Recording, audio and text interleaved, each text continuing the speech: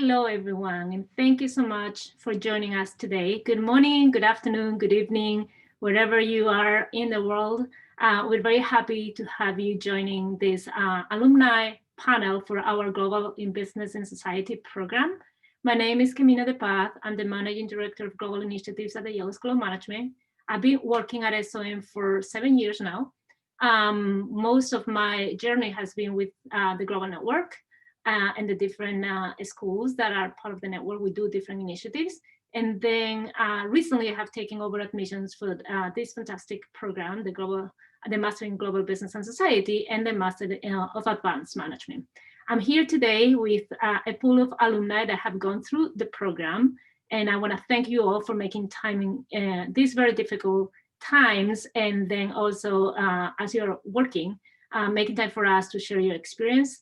Because I think this is the most important perspective that candidates that are considering the program would have, like the experiences of people that have gone through the program before. So if I can ask each of you to briefly introduce yourself, your name, the school, the Global Network school you did your main program at, your hometown and citizenship, and then where are you working now? I think that would be very helpful for candidates to kind of position themselves in terms of who's speaking to them today. And then we will dive into questions. For the participants, please feel free to include questions in the chat. And I will be moderating this panel and will be referring the questions to our panelists as they come through. Thank you. So I'm going to go around with the squares that I have in my computer. So Paul, if you can go first introducing yourself. Of course. Thank you very much, Camino. So my name is Paul Bashir. My MIM school was HKUST in Hong Kong, which is kind of unusual because my hometown and citizenship is actually Austria, as you might hear from my accent. Apologize for that. And I'm currently located in Austin, Texas, here in the US. In terms of my graduation date, together with Margot, I graduated in 2019. And right now working here in Austin in consulting, where I'm mostly focusing on higher education clients. Thank you. Thank you, Paul. Loic, can you go next, please? Sure, thank you. So my name is Loic. My home school is HEC Paris, where I was doing the Master in Management there. And my hometown, I would say I have two hometowns. I'm both from France and Ivory Coast. And my two hometowns would be Paris in France and Abidjan in Ivory Coast. And so I graduated from the GBS in 2020. And I am currently interning in London in private credit funds, making investments into the debt of private equity-backed companies. Thank you. Anne, can we go next with you, please? Sure. Hi, everyone. My name is Anne, also from the GBS class of 2020. I am currently located in Munich, which is not my hometown. I am from Germany, though, originally from Berlin, and I currently work in consulting as well, and specifically in life science consulting. Thank you. Karsten, can you go next, please? Hi, my name is Karsten. Similar to Luke and Anne, I'm GBS class of 2020. Also came from HEC in Paris. Working in consulting, currently healthcare, but not tied to any specific industry. And hometown is Aarhus, which is in Denmark. Thank you. And last but definitely not least, Margot. Yeah. Hi. So I'm Margot Brunet. I'm from HEC, and I'm from Paul's class of 2019. I'm originally from France and Korea, and I'm currently working as a business controller in a company in the medical field. Thank you so much. So we're going to be talking today about our Master in Global Business and Society, which is a one-year degree program targeted to graduates from Masters in Management program from our Global Network for Advanced Management schools. The Global Network has 32 schools around the world, And our brilliant candidates, they all come from our main program at one of these schools. It's a pre-experience program, as we call it here in the US. That means that candidates are towards the young end of our population and have a work experience, an average work experience of 1 or up to 2 years prior to coming to our program. And the GBS gives you the opportunity to go deeper on any particular topic that you're interested in, or you can go wider and kind of take classes in some of the disciplines that you haven't been able to do before, that you were interested in. And I'm sure that our panelists today will talk to you about these different opportunities at Yale, taking classes at the School of Management, but also outside of the School of Management. And then also those classes that are part of our core curriculum, as we call it, that are mandatory for everybody. So with this brief introduction, I'm gonna dive into the questions, and to our panelists, I'm gonna be referring different questions to each of you. So Margot, if I can start with you, how the GBS add value to your main program? That's a question that a lot of people are thinking. I already have a master's in management. Why do I have to do the master in global business and society? What does it add to the education that I already have? Yes, I think it's a very transformative experience, because you will be going to another country, well, the States. You will be in an institution that's, you know, widely renowned, which is Yale, obviously, and it will help you navigate through your career choices and your life choices in a different manner than probably what your current school already helps you. It adds another experience, another dimension to your path. And I think one of the great assets with the GBS program as well is what Camino mentioned, that you get to either dive deep into what, if you want to stay within the business courses, but you also get the opportunity to kind of broaden your horizons by taking courses that are not specific to the management school. And so you're very free in crafting your own path. And I think that makes you, that makes you reflect on what you want and what interests you and what you want to become in a way that, in my experience, HEC didn't necessarily invite me to do that. I mean, they did do it, but in a different way. And so this was a lot more transformative in my experience. Thank you so much, Margot. If anybody wants to add anything. I would love to add to this, Margot. I think you hit on some of the very important points. I would add 2 more points. One of which being a very tangible value add, which is if you are planning to start a career in the US, really your degree at SOM really sets you up pretty well. In a tangible way, you're gonna get a 1-year OPT, which allows you to work in the US for a year. And it helps you build the foundation for a career in the US, but also, as we see with our panel here internationally, with going back into whatever country you want to go at, because of the Yale brand carrying so much value outside of the US as well. So that's my first point. And I think my second point is really the biggest value add for me was, aside from like career things, it really helped me to think out of scope for a little while and like focus on different topics that you would typically focus on business school. And Camille, you alluded to that at the very beginning a little bit, but you can really take classes outside of your comfort zone to really broaden your horizon. Thank you. Carson, this one's for you. How did you first learn about the GBS program, and why did you choose to apply? I learned about the GBS program from a friend of mine who was going to study something else at HEC in Paris. I was actually in the US at the time doing an exchange during my undergrad. I was looking into specifically sort of double degrees because I'd had the opportunity to do transfers during my 3 years at Copenhagen Business School. So that sort of international perspective and the opportunity to study at institutions in different cultures and different geographies. I found that really compelling.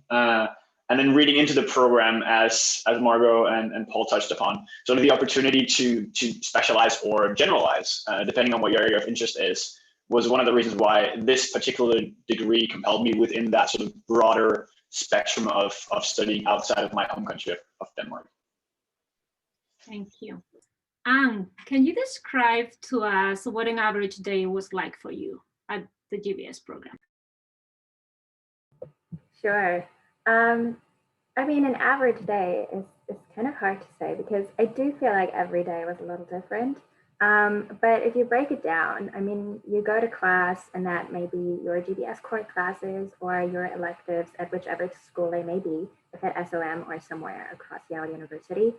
And then I think the biggest part for me was actually everything around the classes. So you will meet with your study group, you will go to Charlie's Place, which is like our kind of cafe / restaurant, and just, you know, meet your friends, catch up, talk about this assignment that is due for Future of Global Finance. And then in the afternoon, you start having all kinds of events that are either affiliated to a certain club or to a student organization, such as, I don't know, Voices or hockey practice. And so at night, you just go for dinner and you probably spend a couple of hours in the library, like cracking on with those assignments. And then, you know, you start the day all over again. Thank you. Loic, can you tell us what surprised you the most about Yale? Sure. I think what surprised me the most was like really the diversity of the community at Yale, where you can really meet people from all over, like any place from the world. And I think that this is a very enriching experience because you get to enhance your knowledge of different cultures, expand your network to places you wouldn't even have imagined. And so this diversity is really a big strength of the SOM community. And this is really something which surprised me very positively. Thank you. Paul, can you tell us outside of the classroom what type of activities you were engaged in at SOM? It's a great question. A lot of things. I feel like the first thing which really comes to mind and which really stick for very long with me are all of the different lunch talks at SOM, but also at the broader Yale community. That's something I really enjoyed participating. And just to give some examples, like Monday morning you go to like a physics talk at the physics department about black holes, and Tuesday you have like John Kerry speaking about politics, and all of these different amazing people you get to meet and listen to. I think that's really something I really enjoyed engaging in my free time. Aside of that, I mean, of course, you have all sorts of club on all sorts of different topics. And the last thing I will highlight is basically our global network for advanced management is really broader network where I engaged as global network ambassador and was able to work with a small group of amazing people across all of the different Yale programs on initiatives to strengthen our global network globally. So it was a great experience. Thank you. Margot, a lot of candidates are probably thinking, what is it like to live in New Haven? Can you share a little bit about New Haven and your life during the year in New Haven? Yes, sure. Well, New Haven is, it's hard to dissociate New Haven from life at Yale in general, but it's great because it's almost like the most likely where you will live is where other students will live as well. So it's very dynamic in the sense that you can, you know, you can very easily go out or study or, you know, organize your life very easily. You'll find that most things you'll be able to get to in you know, short distance walk, or if you need to take a transportation mode, there is, I think there still is, what was the shuttle called?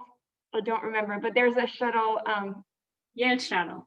It's easy. Yeah, sorry, the Yale shuttle that you can take, you know, late at night, and all of that is very well organized so that that you stay, you know, safe whatever happens, and that you can meet people very easily, and you can also just outside of school, everything is within walking distance, I'd say, and so it's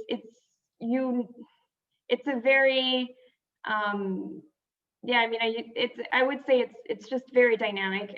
You're surrounded with people who are going through the same experiences as you, and you get to share that with all of them, and so it creates a very, I mean, it's basically almost like a campus, right? So it feels very you feel very safe and surrounded, and that was something that I really liked about my stay in New Haven, and it's also just from a foreigner's perspective, it's also you know, a very American city, I would say, in that there's the residential areas are like houses, and you depending on what you want, you'll be sharing your house, or you'll have your private apartment or whatever, depending on everyone's choices. But in the end, you still get the feel of a very American city. So that's also very interesting culturally speaking. But yeah, it will definitely most likely change a lot from what you already know. And that's great. Thank you. Karsten, what were some of your favorite classes at Yale? At SOM or outside of SOM, what were your favorite classes? I think that's a good question, because I think there were so many classes that were interesting for different reasons. So I can't necessarily pick just one, but I have three that really stood out for radically different reasons. The first one being negotiations, because that was just a really hands-on way to engage with people across not just the GBS program, but across SOM, and do actually sort of, hey, how do you negotiate job offers and contracts, and if you want to buy a car, which for some people was really relevant, for me not so much. But still, those sort of interactions we'll have when you're negotiating, I found that really compelling, and the professor was absolutely hilarious as well, which just added to the intrigue of the whole thing. Very relevant to what we're all currently living was a class called Policy Modeling with Professor Kaplan, which was largely about how do you model, for instance, disease outbreaks and figure out how to track it and how to minimize the spread and so on. I think part of the reason why I find that really intriguing is because it's become so relevant. You actually see some of his research playing out in real life. And then the third one was a class called Interpersonal Dynamics, which was, to me, interesting because it's the most different class I've done. A lot of it was just sitting down in sort of a small group and discuss how do you interact with people, how was your message coming across in different cultures, and how can your words and your actions sort of impact beyond what you might recognize yourself. And that was just it was a really interesting outside-in view on how my actions affect the people around me. So those would be three really cool classes. Thank you.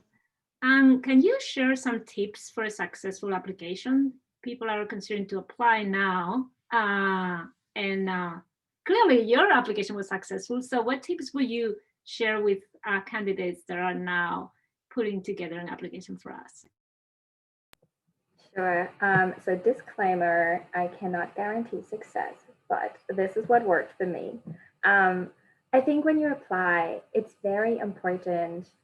There are three things that are very important. One, that you have a story, like where do you want to go? And then two, how is SOM going to help you in this program specifically?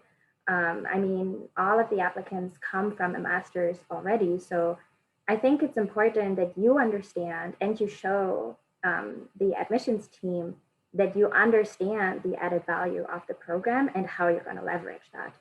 And then the last point for me is also SOM is honestly a lot about the community.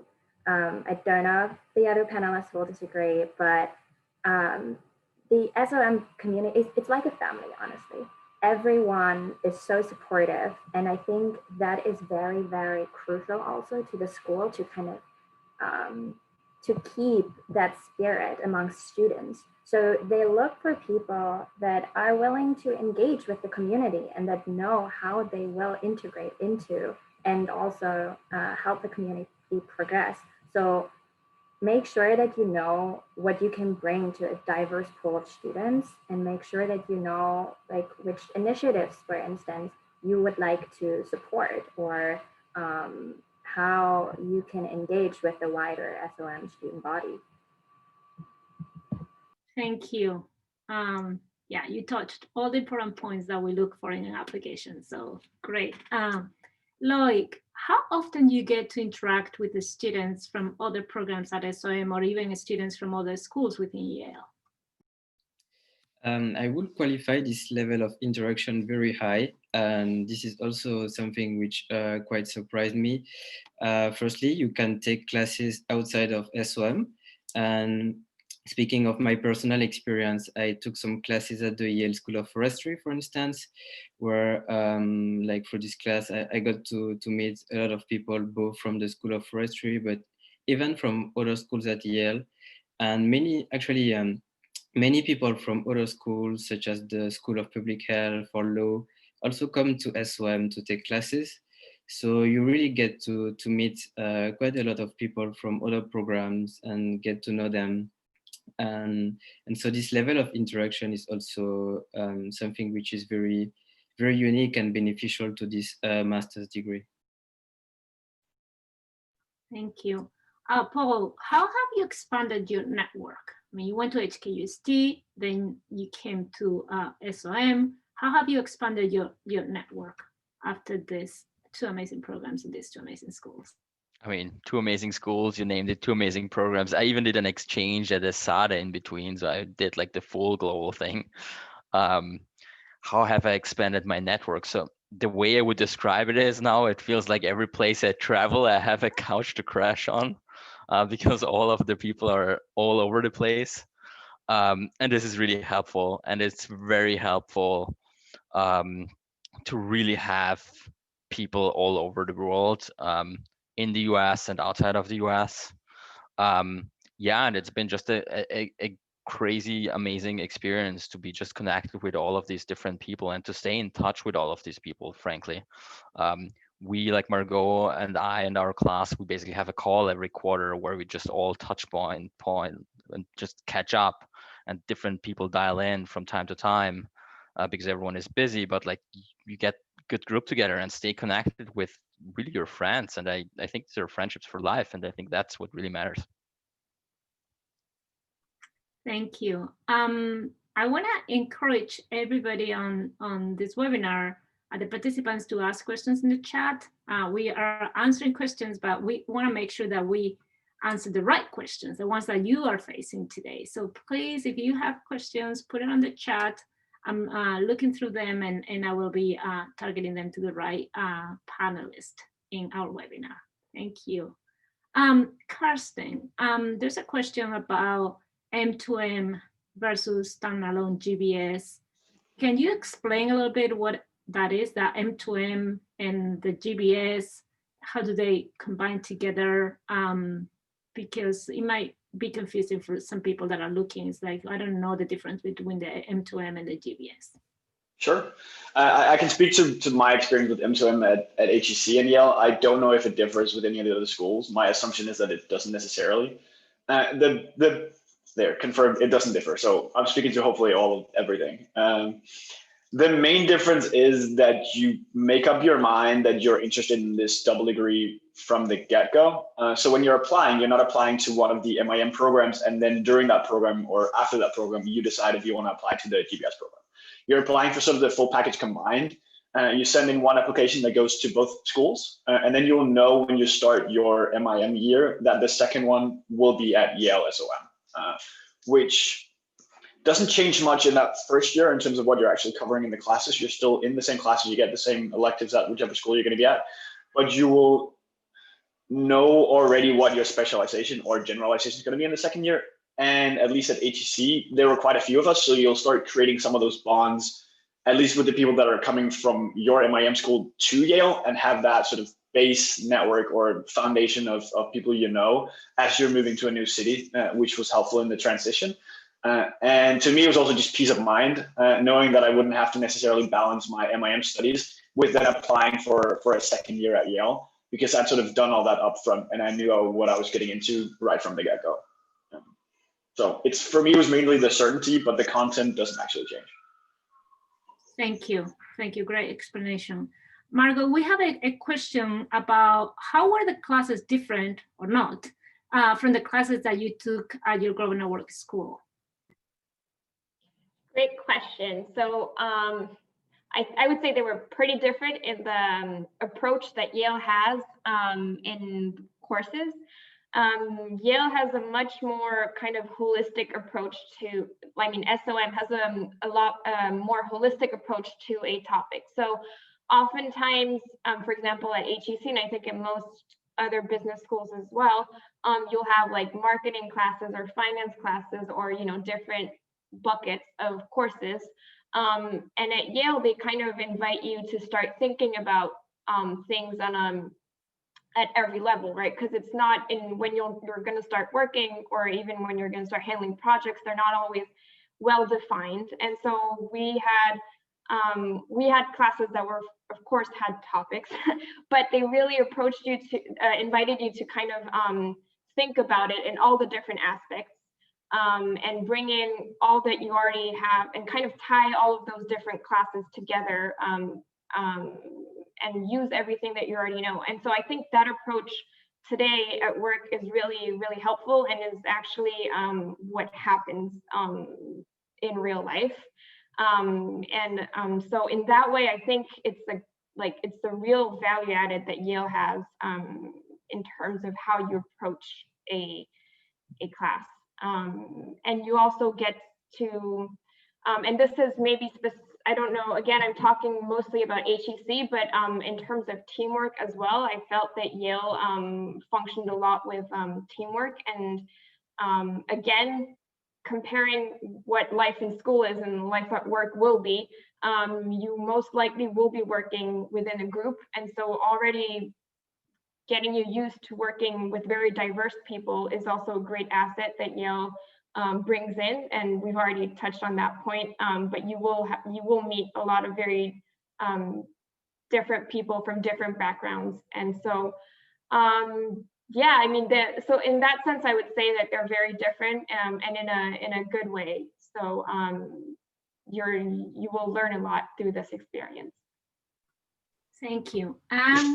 If I can just add one thing to that. Oh, sorry, please. I was going to give the word to the two alumni that went to a different school that is not HSF. Please jump in, Karsten. It's going to be a quick note. I think one of the ways in which all of this materialized, because I fully agree, is to me, HEC was more theory-based, and then Yale SOM was a bit more applied and using more cases to discuss it, how you would actually do it in real life. So less lecture style and more sort of student collaboration and engagement was one of the ways it came sort of to fruition, to me at least. Thank you. Anything to add? I'm from ESMT and Paul from HKUST.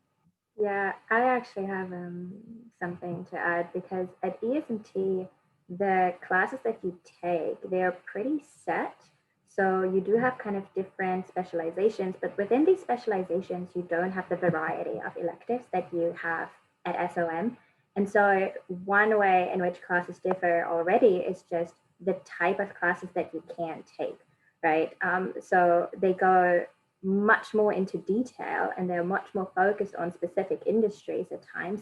You know, instead of just having a marketing class, you can go into social media analytics, which is super cool. And then the other point that I want to raise is, and I was sort of touched upon already, that you don't only have SOM classes, but even classes at SOM, they are sometimes so-called cross-listed classes. So they're not purely a management class, but they might also be a class from the School of the Environment, for instance. So you have classes such as Corporate Environmental Management, which is a management class, but it's also a class from the School of the Environment. And so it combines two sort of different fields of studies into one class, which I found very unique. Thank you. Paul, anything to add from your perspective? I would add on what Anne said. I think she said something very important, that kind of the way I view it, and again, I'm just talking about the HQST perspective here, is my first year at HQST was very applied, very case-based, right? But really focused on kind of that foundational core business piece of it, right? Really building your business foundation. And I feel like I'm thinking of my second year at Yale, so I'm more of like my year of electives and choices and really broadening my horizon and focusing on things which might not necessarily be 100% business focused or even relevant in my job, but really important for me as an experience because I'm just interested in that topic or that particular class. So I think the way I would describe it is if you think about it in kind of an MBA type of way, I would think of like the first year was for me really the foundation, and the second year was really the year of electives and choices at SOM, which kind of helped me to craft my overall story with focusing on more of this management strategy piece up front and then more on the public sector piece on the back end in my year at Yale. But of course, everyone writes his own or her own story. I think that's really what stands out is you can write your own story and you can really pick what you want and what is going to be of most value to you. Thank you. Loic, do you know before joining the GBS what you wanted to do with your professional career, or did your plans change while doing the program? So I had pretty much an idea of what I wanted to do post the GBS degree. And I think that this has also been useful in preparing my application because knowing where I would want to go into my career has been useful also to reflect on how the GBS would help me to achieve this goal. And so previously to joining the GBS program, I had already done some internships in banking, and I knew that I would probably would like to pursue a career into banking before coming to Yale. And so with that in mind, I have also been able to select a few classes which were more focused on finance, for instance, at SOM. And this has also been very useful. But I also had quite a couple of friends who came into the GBS without being 100% sure about what they wanted to do. And also one of the great advantages of the GBS and of Yale is that you get so many different classes, such a wide alumni network in every industries, so that you really maximize your chances of being able to network and learn a lot about an area which attracts you. And so that would be a fair summary of this question. Thank you. Carsten, we have a question about how is the engagement and interaction with professors at Yale? I think it's difficult to give one answer to that because I think it largely depends on the professor. My experience with most of them, though, was that they were really approachable and genuinely enjoyed students coming up during breaks or after hours or shooting them emails to discuss either content from the class or content relevant to the class that you might have been experiencing sort of in real life. And I know I have a bunch of fellow former students that are still connected to professors and reach out to them for sort of guidance and with questions and with topics and whatever they think might be interesting, and they'll then engage even after their time at SOM. So very approachable and really excited about what they teach, and it rubs off on the students, so it's just about taking advantage. Okay. To all of you, is there any question that hasn't come up yet and that you would like to answer? Any of you, if you have any, if not, we'll move on. But I want to give you the opportunity to answer any question that hasn't been asked yet.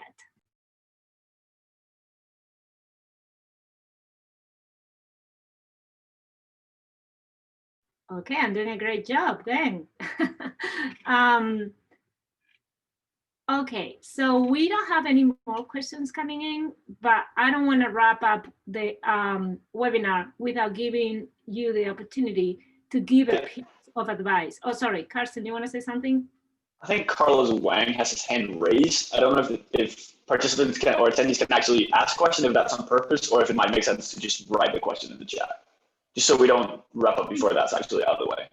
Thank you for helping me with my job. I think that they have to ask the question on the chat because it's a webinar, so they can't talk, they can only listen, but please feel free to add it on the chat and we'll get it answered. But in the meantime, if any other question comes in, I want to make sure that I give you the opportunity to give a piece of advice to candidates that are considering applications right now, because you were in those shoes, managing probably the program that you were doing at your graduate school, plus compiling all the information that we really require for the application, and also deciding what your future career plans were going to be.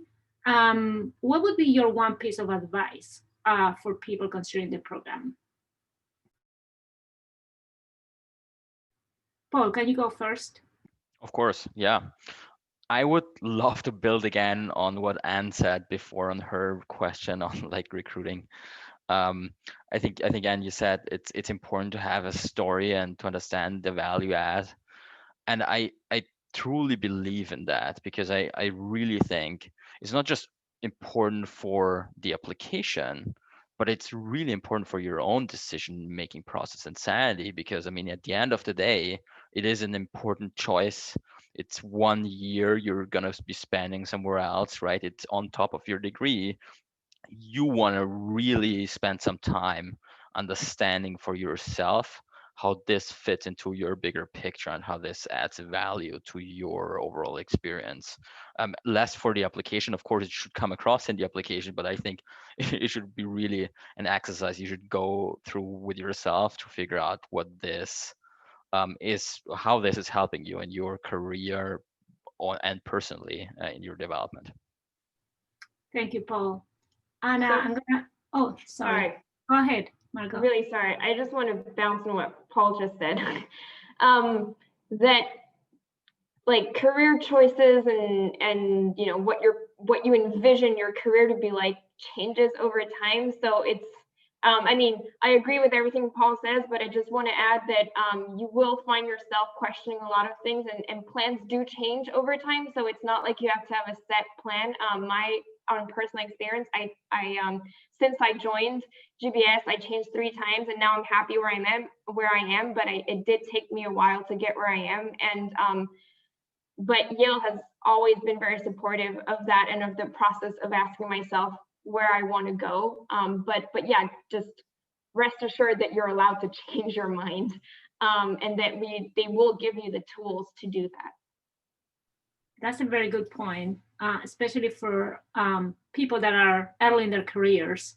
When you've been, in an industry for 20 years, it's more difficult to change. But when you're early on, it does make sense to, to try and then find the right place for you.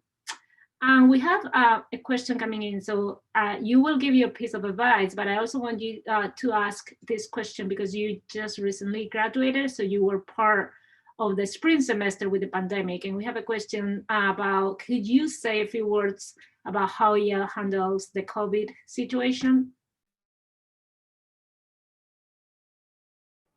I'm just gonna take you up on that. I don't know if I should. So I'm gonna, the COVID situation. So our semester got moved online in mid-March. So during spring, during spring break, basically. I remember Karsten and I were actually in Colombia at that point on spring break when we got the news. It was honestly a very smooth transition. I am not gonna sugarcoat it. The virtual experience will never be the same as the in-person experience, but I was surprised at how smoothly Yale managed to adopt the virtual setting, and also at how responsive professors were to feedback. For instance, I had multiple classes where we had a first session and a second session, and we realized that some of the practices that the professor used weren't as effective virtually. And so we just were in constant communication with our professors, and they often changed their entire class format only to adapt to this new situation. So that was for me very positive. And the other thing, which I think a lot of applicants are interested in as well, is that I think the student body also adapted really well. We honestly had quite a few virtual events that were really fun. Like we had virtual dance parties where we had virtual talks, if it be student talks, or we even had virtual wine tastings. So from that point of view, I do think that Yale handled it very well. And they are continuously working on improving as well. So both Karsten and I were actually part of specifically for that purpose formed COVID committees that are working on different kind of guardrails for the school to handle this even better and give students the best possible experience. And I think there's a question. We have a follow-up question saying the professors you said that adapted their teaching style. How did this influence the case and participation teaching methodology? So it actually didn't influence the cases that we used at all. It was more about how we then discussed, and at times also the deliverables maybe. Instead of, we had a few professors that instead of having like class-wide discussions, they just used these breakout room functions much more, because you might know, especially in larger classes where you have 50, 60 participants, a Zoom class is really difficult to handle, and having really interactive sessions can be challenging. And so they would kind of talk about a topic for a couple of minutes and then randomly assign us to like smaller groups of 5 to 6 people to share our thoughts on that, to like still keep that interactiveness. Or other professors, I think Zoe Chance, which is one of my personal heroes for Mastering Influence and Persuasion, she was the greatest. She is honestly one of my favorite professors, and I think she was just so open with us from the beginning. She was like, I'm planning each and every session as we go, because I know that my class, the way I usually teach is not adaptable to virtual. So let's do this together. Let's build this class together. And so, at the end of each session, we did like even a short feedback, like, what did we like? How did this work? Do we enjoy kind of this type of discussion, or do we prefer another format better? So I hope that clarifies a little bit. Thank you. Any piece of advice? Yeah, it's kind of hard, Paul. You took away my one piece of advice. So I'm going to think of a different one, which is, I think when you think about applying to Yale, obviously you think about your story, you think about the value add, but also think a little more internally, like what are maybe areas where you don't feel confident in yet? Like what are skills that you lack? And think about how SOM specifically could help you work on these skills, or what opportunities SOM has to offer to kind of expand your horizons a little. Thank you. Margot, we have a new question on the chat, and because you already said that you changed career paths, I think you are the best one to answer this. How do you think the GBS shaped your professional profile? How did it make you versatile or not? How did it shape your profile? How did it make me what? Sorry, I didn't catch that last part. So how did the GBS program shaped your profile professionally?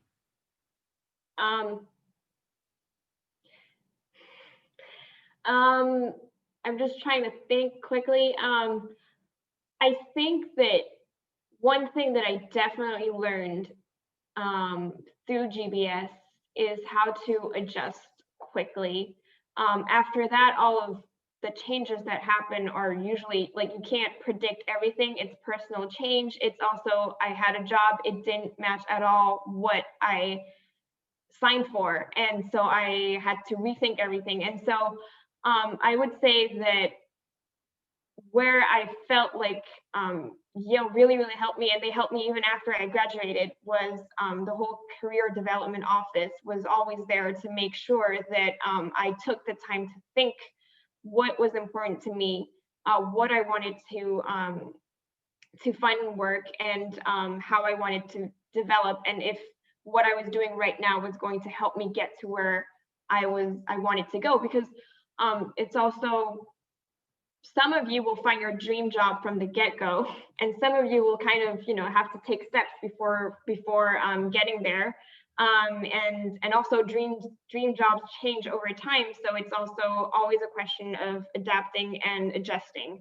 And so I don't know if that was exactly your question, but I would say that Yale definitely helped me like kind of approach my career in a more long-term and in a more open way, probably, because when I first came to Yale, I was set on wanting to do marketing and cosmetics.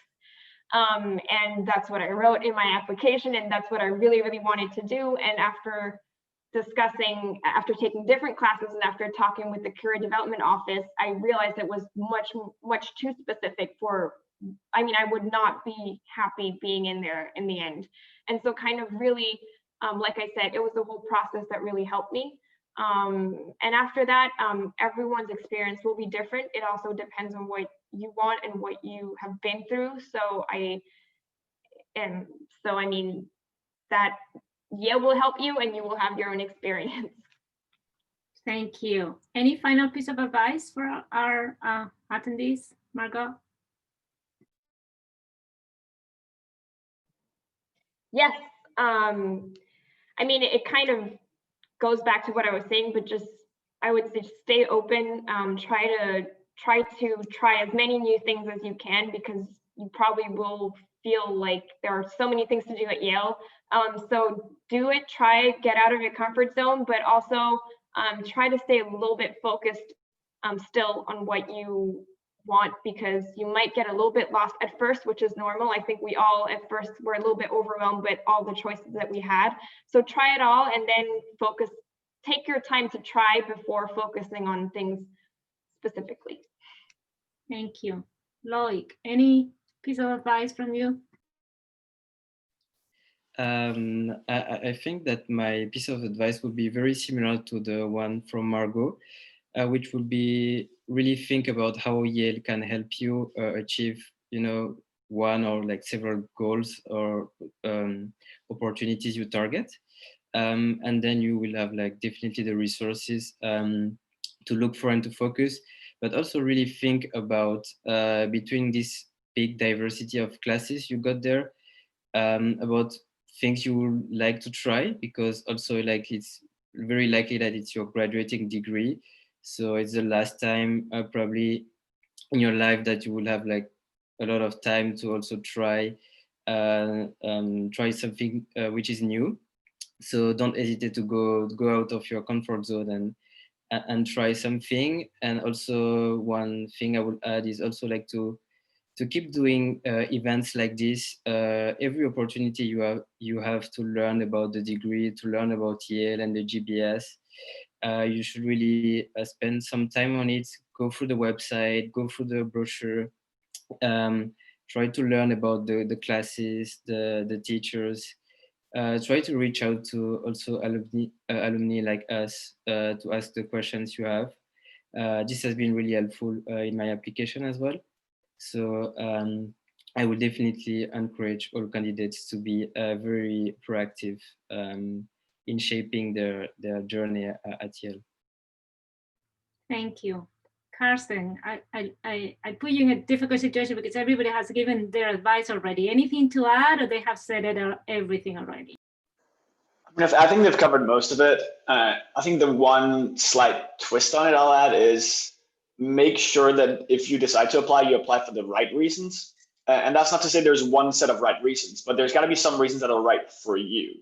And knowing what those reasons are would also help you figure out what you where you need to put your focus when you arrive in New Haven. because a lot of what you're going to get out of this program is going to be based on what you put into it. And being upfront with yourself about why you're here, what you're trying to get out of it, whether academic, professional, personal, probably some combination, but knowing that helps you make the most of the experience. Thank you so much. So on that note, unless our panelists have anything to add, I think that is going to be all. I don't see any further questions. Let me know if you have anything that you would like to add. For our attendees, if you have further questions, please contact our admissions office, so gbs@yale.edu,